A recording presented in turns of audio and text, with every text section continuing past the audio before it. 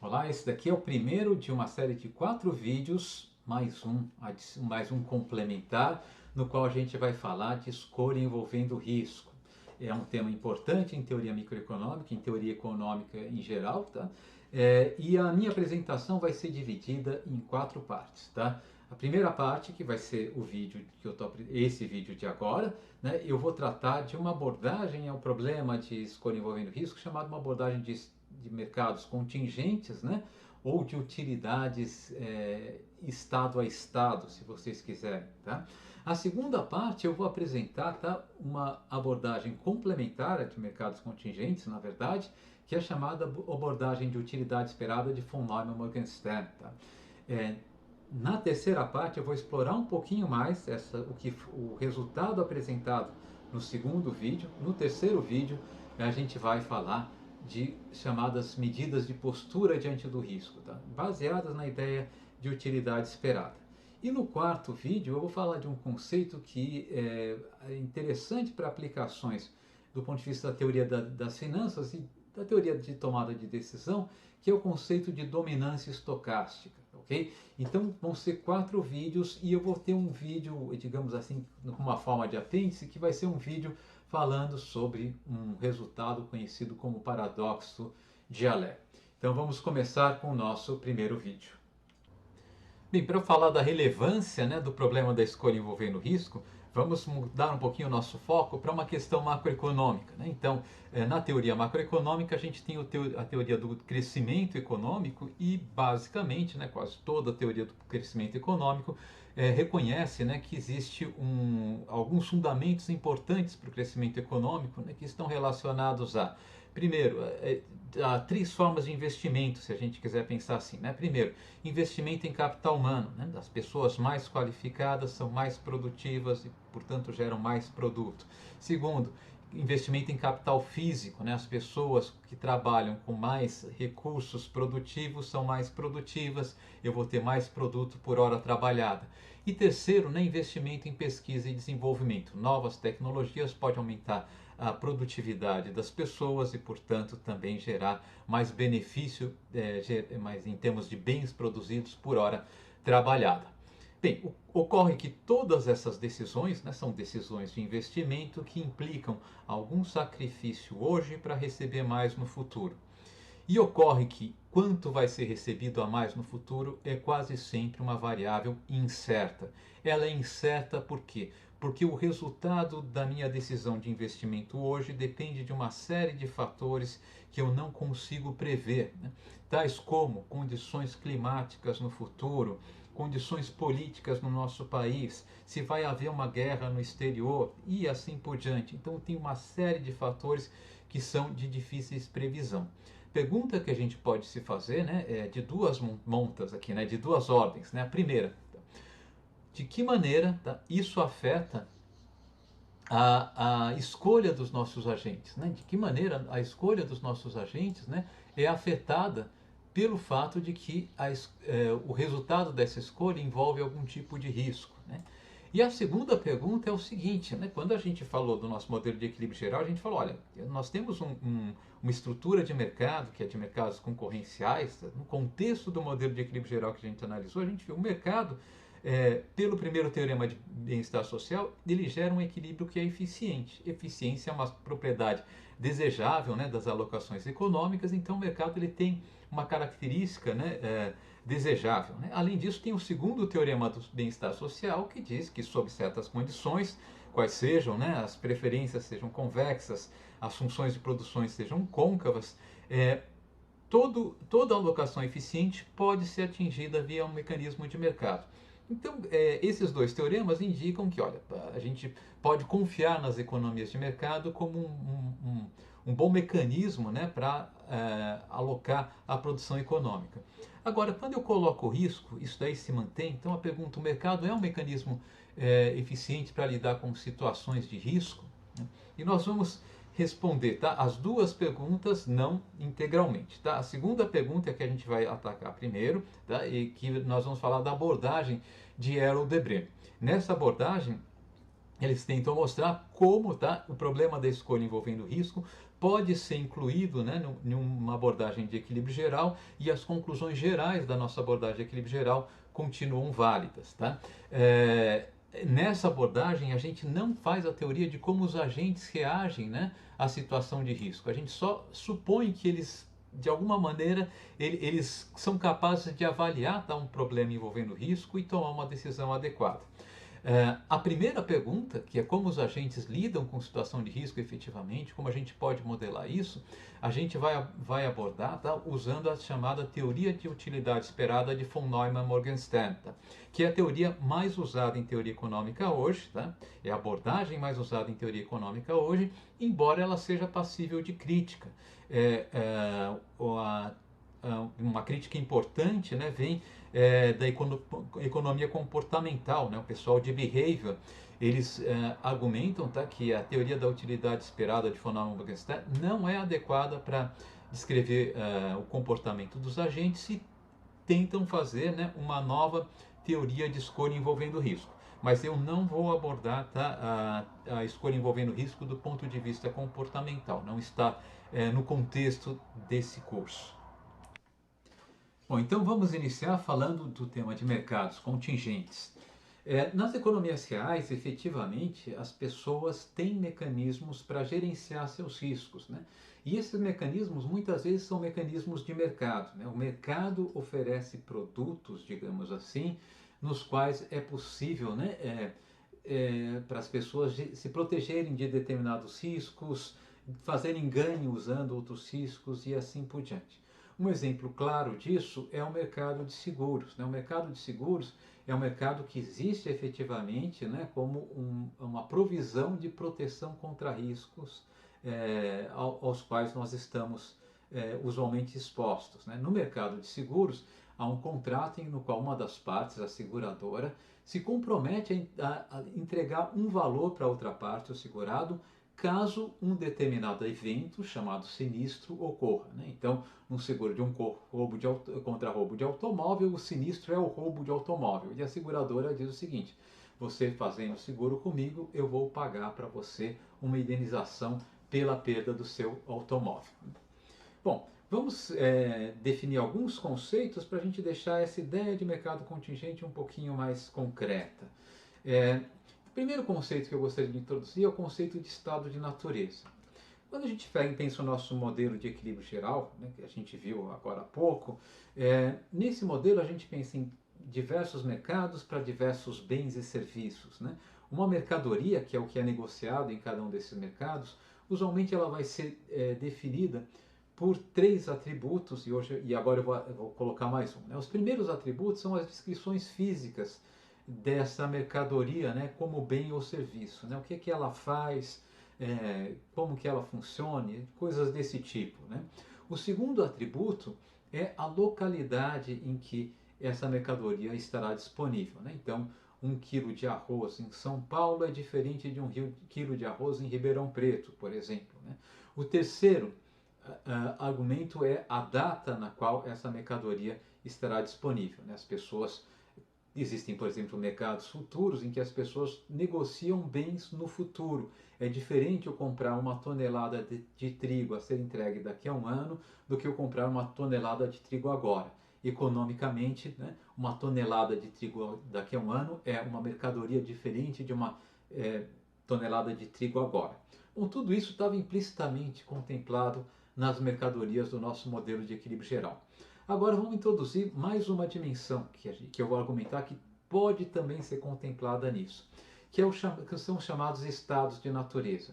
O que acontece? Algumas transações que são feitas, elas vão ter consequências que a gente não sabe, que a gente desconhece. Por quê? Porque elas dependem de eventos que estão por ocorrer e que são não previsíveis com 100% de certeza. São eventos incertos. Para descrever essa incerteza, a gente pode dizer que o mundo futuro, né, ele é um conjunto de possíveis mundos, né? Cada um desses possíveis mundos é um estado de natureza. Para simplificar, vamos imaginar, tá, uma economia com apenas 2 períodos, né? E vamos abstrair, né, de que essa economia pode ter diversas localidades. Vamos pensar uma economia com apenas Eu falei dois não, apenas um período e uma localidade, tá? Esse período, né, ele tem duas datas, a data do início do período e a data do final do período. No início do período, os agentes tomam decisão, fazem negócios, e no final do período, tá, eles vão ter o resultado das suas decisões. O problema é que o resultado das decisões no final do período depende do que vai acontecer nesse mundo e que está fora do controle dos agentes e que não é perfeitamente previsível. Por exemplo, pode depender das condições climáticas, pode depender das condições políticas, enfim, se vai haver guerra no Oriente Médio e de uma série de coisas que podem afetar, né, os resultados de, por exemplo, uma transação na qual eu me comprometi a entregar 1 tonelada de trigo para uma pessoa daqui a um ano, né, no próximo período, ao final do período. Né. Então, para deixar a coisa mais simples ainda, né, embora abstrata, imagine um mundo que no nosso mundo, tá, de apenas um período, o que vai acontecer ao final do nosso período depende, tá, de apenas uma coisa. Tá? E essa coisa vai ser o resultado de dois lançamentos de moeda. Né? Então esse mundo é regido por algum deus exótico, né? Que ele sorteia o que vai acontecer com as criaturas dele, né? Lançando moeda. Tá? E as criaturas sabem disso, elas conhecem até esse modelo. Tá? E ele lança essa moeda duas vezes. Tá? E os eventos possíveis, né? Os resultados possíveis dois lançamentos seguidos de moeda são os seguintes, tá? Primeiro, as duas moedas podem dar cara, né? Estou notando por cara a cara, tá? Segundo, no primeiro lançamento pode dar cara, no segundo coroa, né? Terceiro, no primeiro lançamento pode dar coroa, no segundo cara. Vocês devem ter notado que eu estou notando, né, o evento em que ocorre o lançamento coroa com R, né? E no quarto possível resultado, né, desse experimento que esse Deus está conduzindo, tá? O lançamento da moeda vai dar coroa duas vezes. Então esse é o nosso mundo, né? Então, ok? Por hora não importa muito quais são as consequências de cara a cara, cara coroa e assim por diante. Mas as coisas dependem do que vai acontecer, tá? Se vai ser cara a cara, coroa cara coroa, coroa cara ou coroa coroa, tá? A gente vai dizer que cada uma dessa combinação, né, de eventos possíveis são os nossos estados de natureza. Então nesse mundo aqui eu tenho 4 estados de natureza. Né? Os estados de natureza, numa linguagem mais estatística, são os resultados possíveis de um experimento. Né? E um evento, tá? De fato, usando a linguagem estatística, né, é um conjunto de possíveis resultados. Né? E a gente diz que um evento ocorre quando o resultado efetivo de um experimento está contido nesse evento. Né? Então, por exemplo, imagine no nosso mundo, né, de dois lançamentos de moeda, que um evento seja o primeiro lançamento da cara. Tá? O primeiro lançamento da cara, ele é um evento que pode ocorrer em dois estados de natureza. Né? No estado em que o primeiro lançamento da cara e o segundo da coroa, e no estado em que o primeiro e o segundo lançamento dão caras. Né? Nos dois casos, o primeiro lançamento da cara. Tá? Então, isso aqui pode ser um evento. Né? Um outro evento, tá? Pode ser descrito da seguinte maneira. É o evento no qual o segundo lançamento é diferente do primeiro lançamento. Né? No nosso mundo, né, esse evento contém dois estados de natureza. O estado de natureza no qual o primeiro lançamento da cara e o segundo coroa, e o estado de natureza no qual o primeiro lançamento da coroa e o segundo da cara. Né? Esses são possíveis exemplos de eventos. Né? Bom, o que a gente vai chamar de um mercado contingente, né, e de uma mercadoria contingente? Tá? Num mercado contingente, numa mercadoria contingente, no mercado contingente, né, no mercado que contempla contingências, uma mercadoria vai ser definida não apenas, né, em termos da localidade, da data na qual e das características físicas dessa mercadoria, né, mas também, né, da contingência na qual essa mercadoria vai ser entregue, tá? Do evento no qual essa mercadoria vai ser entregue. Então, por exemplo, se eu fizer um contrato no qual me comprometo a entregar, tá, 1 tonelada de trigo em Ribeirão Preto daqui a um ano, bom, esse é um contrato no qual eu vendi uma mercadoria que está contingente ao evento que tem todos os possíveis resultados da natureza. Eu disse que eu vou entregar 1 tonelada de trigo, eu tenho que entregar 1 tonelada de trigo independentemente do que ocorra. Né? Mas eu posso fazer um contrato, né, com uma mercadoria contingente a um, estado, a um conjunto de estados mais restritos. Eu posso fazer o seguinte, olha, eu fiz um contrato no qual eu vou entregar 1 tonelada de trigos em Ribeirão Preto daqui a um ano, caso não chova no inverno desse ano na região sul do Brasil mais do que tantos centímetros de água, né? Então eu fiz um contrato condicionado a uma condição climática. Eu posso ter diversos contratos com essa cara, né? Um contrato de seguro, claramente, né, é um mercado contingenciado a um seguro, né? A seguradora se compromete a pagar o valor do meu automóvel caso ocorra o evento que meu automóvel seja roubado. E em mercados contingentes, mercadorias definidas, né, com base em eventos, ou seja, que serão disponibilizadas apenas na ocorrência de um evento, são negociadas. Se eu tenho mercados contingentes, tanto consumidores quanto empresas podem realocar, né, o seu risco, a sua distribuição de consumo e de produção entre diversos estados de natureza, simplesmente refazendo suas escolhas, né? Por exemplo, um consumidor ele pode fazer um plano de consumo contingente, né? Ele pode escolher, ele pode de alguma maneira afetar quanto ele vai poder consumir de cada bem em cada estado de natureza, né? Operando nesses mercados contingentes. Então vamos fazer um exemplo. Para exemplificar, considere o seguinte exemplo, né, bem simplificado. Imagine um mundo em que existam apenas 2 estados futuros possíveis. Tá? Um estado B, do inglês bad, que é um estado ruim, em que eu tenho um consumidor que vai ter parte de sua riqueza destruída, né? Parte de seu patrimônio destruído. Tá? E um estado G, que é o estado bom, no qual o patrimônio desse consumidor vai ser mantido intacto. Tá? Então, o nosso consumidor ele não sabe se ele vai estar no estado B ou no estado G. Tá? Então, ele pode ter uma riqueza menor ou uma riqueza maior, conforme tá?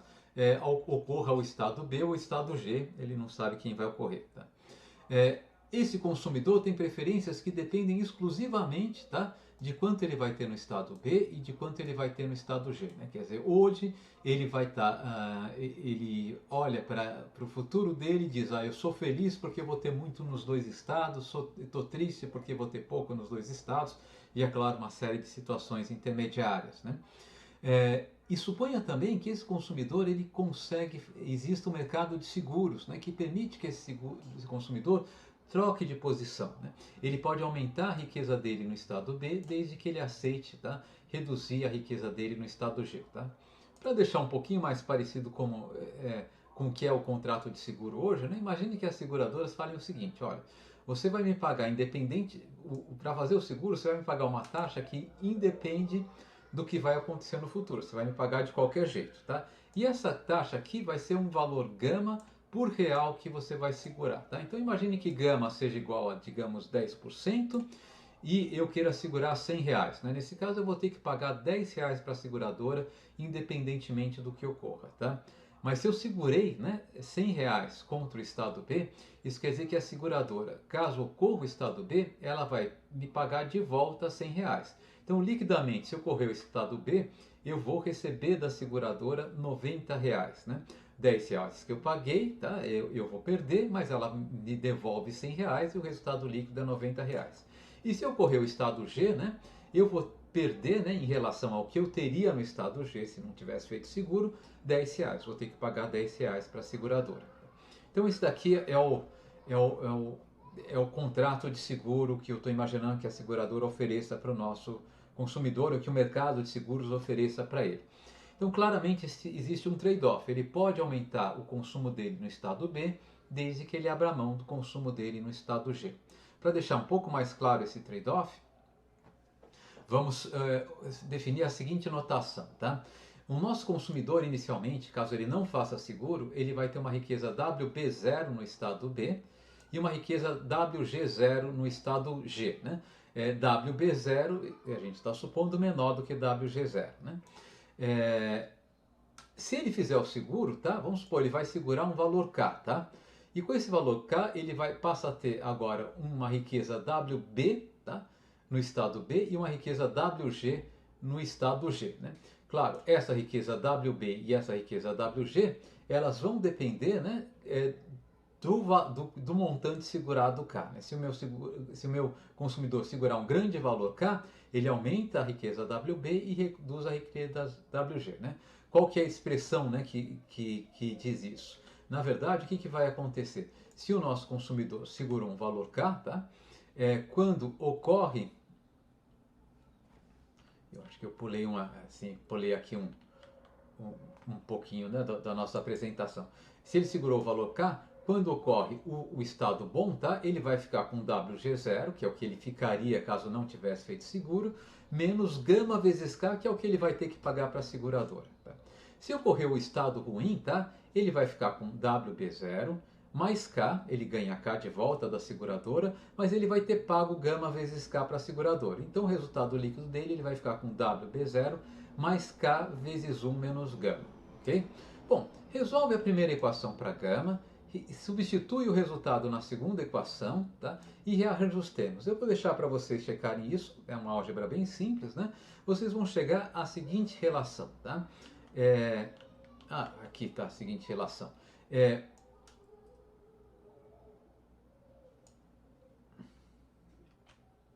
essa relação aqui, né? WG, tá? O que eu vou ter de riqueza no estado bom no futuro, mais gama sobre 1 menos gama vezes o que eu vou ter de riqueza no estado ruim, vai ser igual ao WG0, o que eu teria no estado bom, caso eu não fizesse seguro, mais gama sobre 1 menos gama vezes WB0, que é o que eu teria de riqueza no estado ruim, caso eu não fizesse seguro. Tá?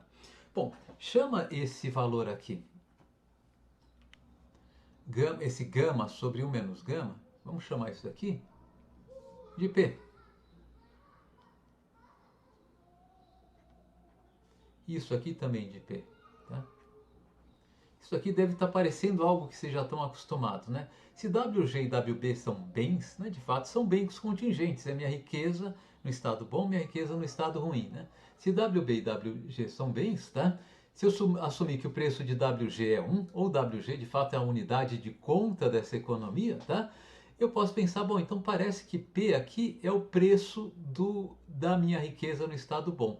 Gama sobre 1 menos gama é quanto eu tenho que abrir mão da minha riqueza no estado bom, perdão, desculpe, eu troquei aqui, né? P seria o preço da minha riqueza no estado ruim, em unidades de riqueza no estado bom, né? Então, gama sobre 1 menos gama significa o quê? Quando eu tenho que abrir mão do meu consumo no estado bom para ter uma unidade a mais de riqueza de consumo no estado ruim. Tá?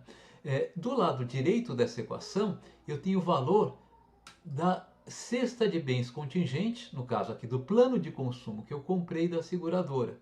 E do lado direito eu tenho o valor do meu plano de consumo inicial, como se fosse minha dotação inicial.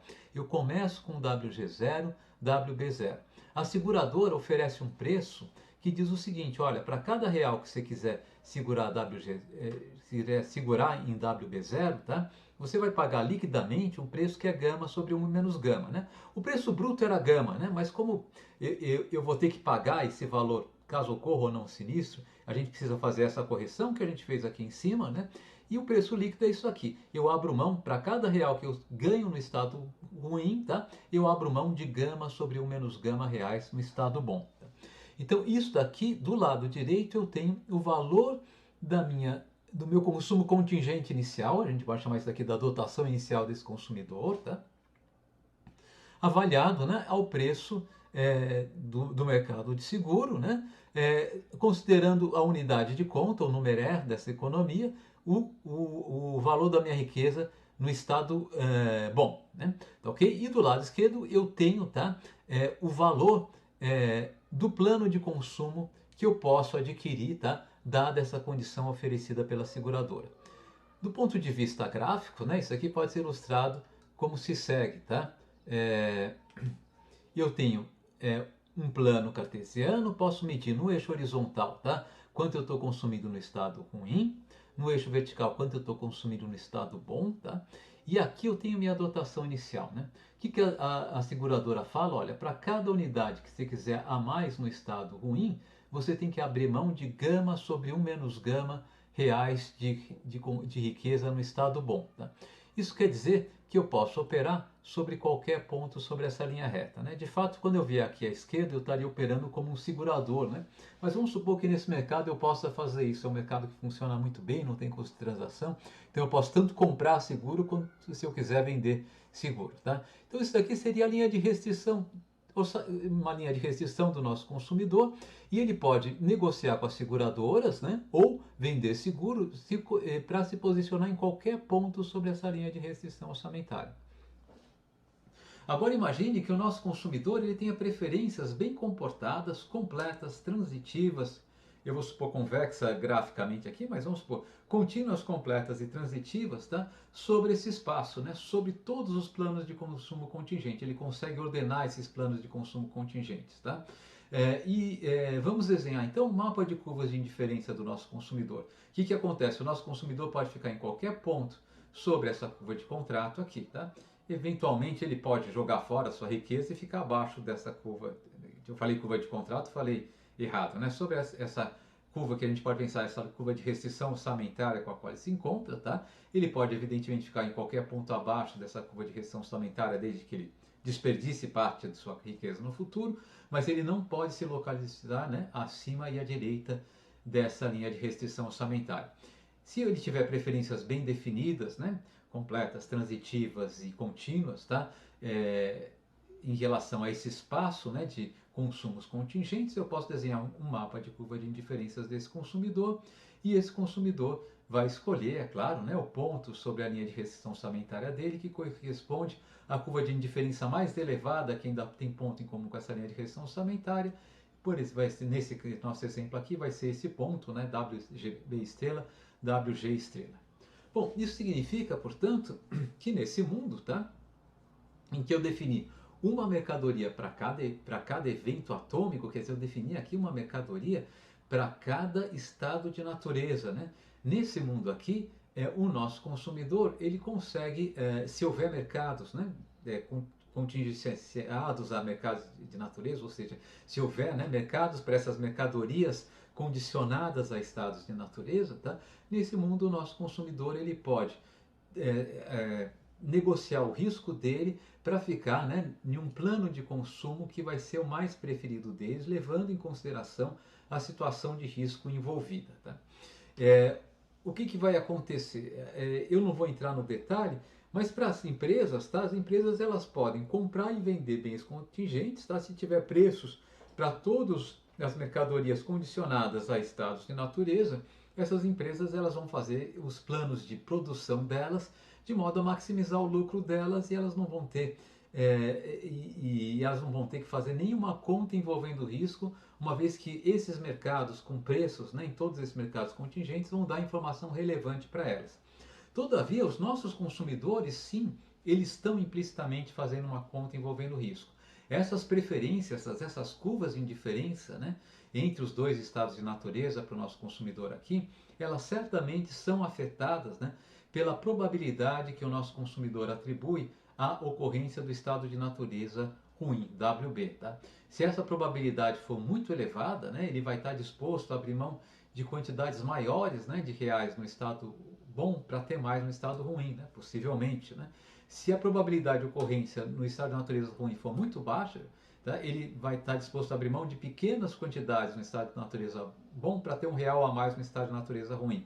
Ou seja, a inclinação dessas curvas de indiferença, a taxa marginal de substituição, ela é seguramente afetada, né, pela probabilidade que o nosso consumidor atribui, né, à ocorrência do estado bom ou do estado ruim.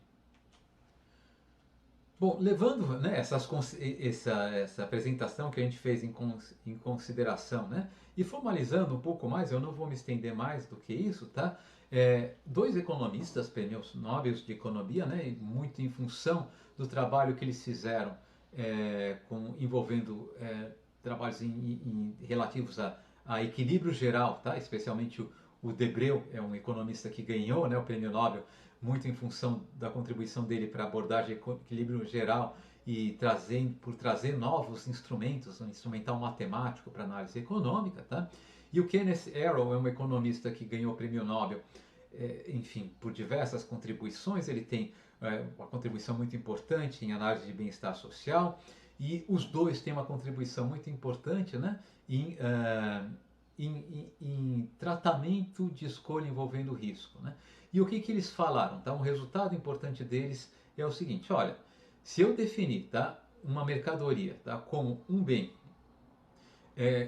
condicionado à data em que ele vai ser entregue, à localidade em que ele vai ser entregue e ao evento de natureza, né, ao estado de natureza no qual ele vai estar disponível, e se houver mercado para todas essas mercadorias, tá, e se esse número de eventos, estados de natureza possíveis é um número finito, tá, então eu posso definir as mercadorias dessa maneira, havendo mercado para todas essas mercadorias, tá, é, eu posso modelar, tá, esses mercados exatamente como a gente modelou os mercados no nosso contexto de um equilíbrio, de um modelo de equilíbrio geral. Ou seja, tudo que foi dito para o nosso modelo de equilíbrio geral vale para um modelo em que está incluindo escolha envolvendo risco, desde que, né, eu tenha mercados definidos, tá, para todas as mercadorias contingentes. Todas as mercadorias contingentes a estados de natureza, tá? A gente pode chamar essas mercadorias de mercadoria atômica, né? Porque ela é contingente a um estado único de natureza, a um evento atômico, né?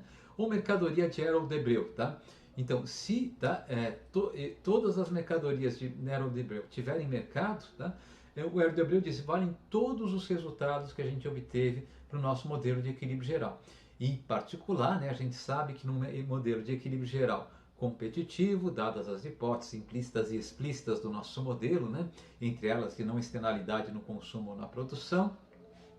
Tá? O equilíbrio em mercado geral competitivo é uma alocação eficiente. E sob algumas condições, né? Notadamente as preferências dos consumidores, se as preferências dos consumidores forem convexas, né? E as funções de produção das empresas forem côncavas, toda alocação eficiente pode ser um equilíbrio da economia.